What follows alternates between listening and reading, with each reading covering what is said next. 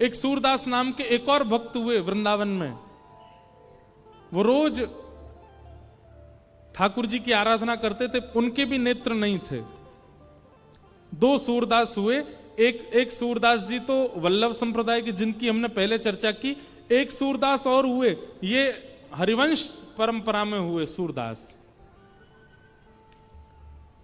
एक और हुए, उनका नाम था मदन मोहन सूरदास।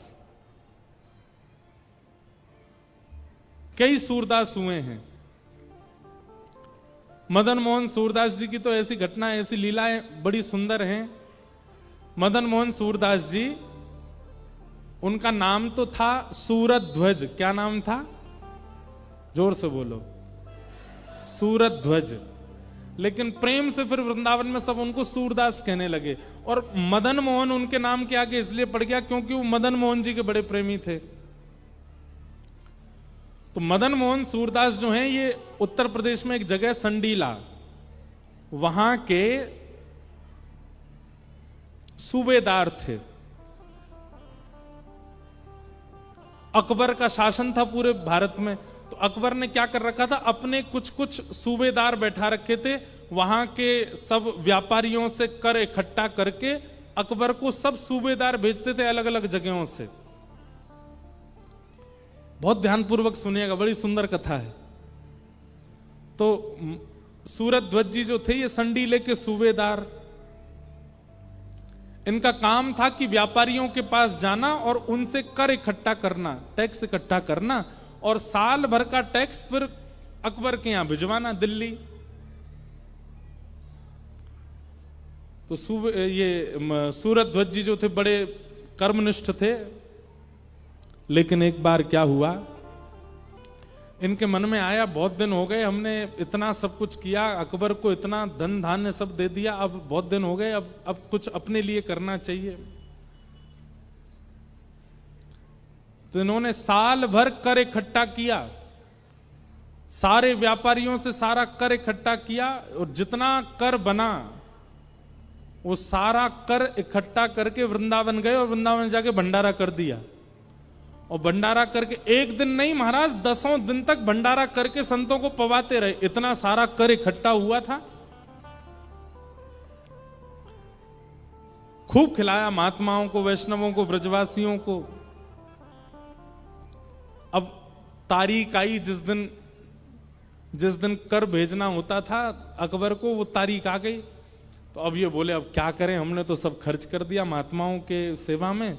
तो इन्होंने क्या किया, बड़ी बड़ी तिजोरियों में खूब सारे पत्थर भर दिए, और पत्थर भर भर के बैलगाड़ियों में चढ़वा दिए, और एक एक तिजोरी में अंदर एक पत्र लिख करके अकबर को भेज दिया। और पत्र में क्या लिखा, 100 संडीले उपजे, 100 संडीले उपजे। अब कोई 100 का कोई आंकड़ा होगा, इतने सोने की मोहर, एक संडीले में बहुत सोने की मोहर होती थी। पर इन्होंने कहा 100 संडीले उपजे, सब संतन मिल गटके, आधी रात सूरध्वज वृंदावन को सटके। और अकबर को लिख करके भेज दिया। अकबर को बता दिया, बोले महाराज 100 संडीले प्रकट हुए थे, 100 संडीले इकट्ठे हुए थे, पर संत महात्माओं ने सबने मिलकर के बढ़िया प्रसाद पा लिया उसका, और आपको ये पत्थर भेज करके, पत्र भेज करके आधी रात सूरध्वज वृंदावन को सटके, हम तो वृंदावन चले गए।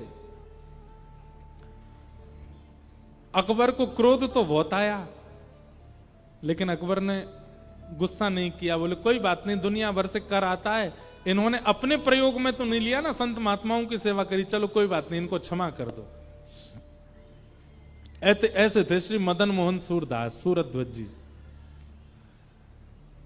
एक बार उन्होंने क्या किया कि संडीले से उनको मदन मोहन जी की इतनी याद आई कि उन्होंने कहा कि मैं मदन मोहन जी के लिए क्या करूं।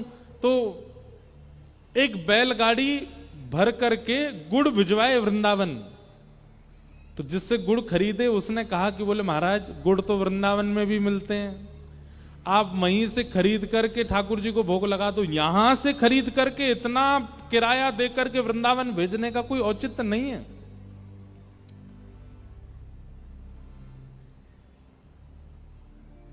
सूरध्वज जी बोले भैया देख, वृंदावन से खरीद करके वृंदावन में ही ठाकुर जी को दे दूंगा तो ठाकुर जी को यह कैसे पता चलेगा कि उनके प्रेमी ने भेजा है। भाई प्रेमी कोई वस्तु अपने हाथ से बना करके भेजे उसका स्वाद अलग होता है, और जिस जगह उसका प्रेमी रहता वहीं दुकान से खरीद करके कुछ दे दे उसका स्वाद नहीं होता, उसकी महिमा नहीं होती। मदन मोहन जी को अपना प्रेम दिखाने के लिए मैं यहीं से भेजूंगा, मैं वृंदावन से खरीद करके नहीं दूंगा। वृंदावन की हर वस्तु मदन मोहन जी की है, वहीं से खरीद करके उनको क्यों दूं। उनका ये प्रेम मदन मोहन जी को व्याकुल कर गया। और महाराज जैसे ही बैलगाड़ी भर करके गुड़ वृंदावन पहुंचा, आधी रात हो गई थी, आधी रात में मंदिर बंद हो गए। मदन मोहन जी ने पुजारी जी के स्वप्न में जाकर के कहा अभी मंदिर खोलो, गुड़ आया है, गुड़ की बढ़िया सुंदर खीर बनाओ और मेरा अभी भोग लगाओ।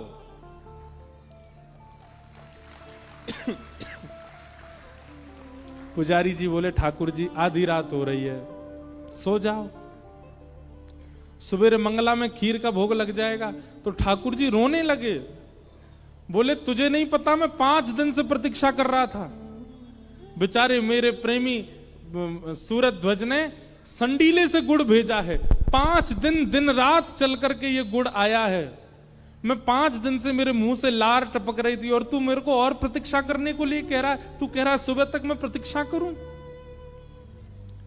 पहली बार ऐसा हुआ कि आधी रात में मंदिर खोला गया,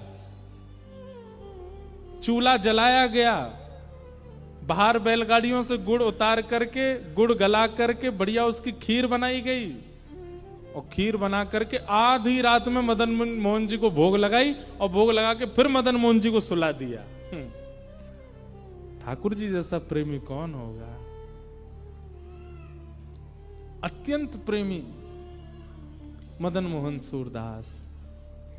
ऐसी एक सूरदास और हुए वृंदावन में, उनके नेत्र नहीं थे। एक दिन उनकी आर्त पुकार से ठाकुर जी प्रकट हो गए। प्रकट होकर के बोले वरदान मांगिए, मैं प्रकट हो गया हूं। तो सूरदास जी बोले लाला तू अकेलो काईकू आयो, श्यामाजू को संग लेके काईकू ना आयो।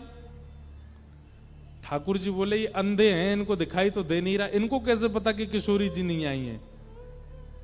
तो ठाकुर जी बोले अरे बाबा आपको दिख ना रहे हो, किशोरी जी मेरे बगल में ही खड़ी हैं। सूरदास जी बोले अच्छा लाला मोते झूठ बोल लो है, मोते झूठ बोल लो है। ठाकुर जी बोले ना ना झूठ ना बोल लो, देखो श्री जी आई हैं संग में। सूरदास जी के नेत्र सजल हो गए, बोले ना लाला श्री जी नहीं आई।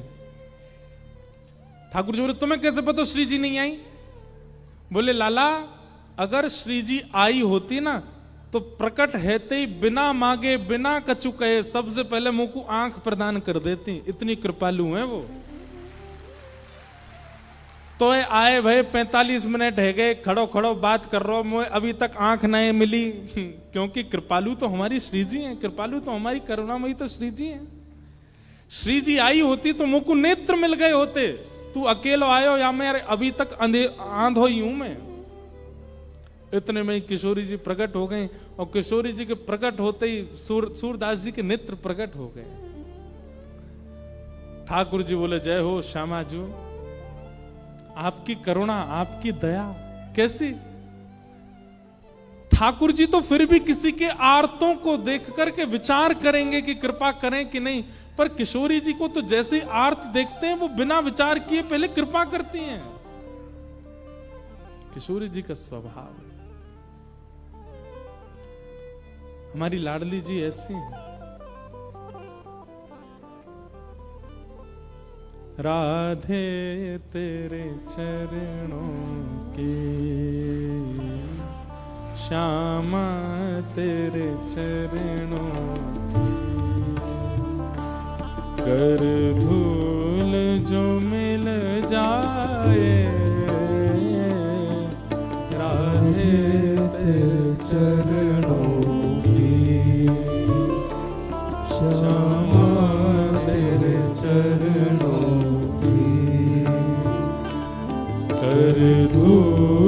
जो मिल जाए,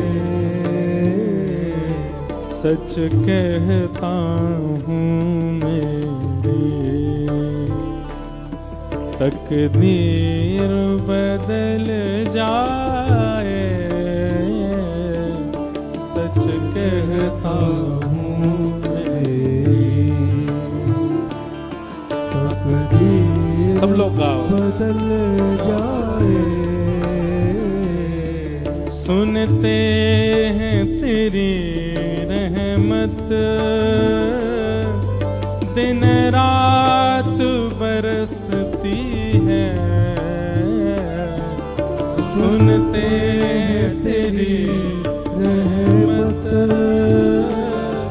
दिन रात बरसती है, सुनते हैं तेरी रहमत दिन रात बरसती है, सुनते हैं तेरी रहमत दिन रात बरसती है। एक बूंद जो मिल जाए, एक बूंद जो मिल जाए, दिल की कली खिल जाए, एक बूंद जो मिल जाए,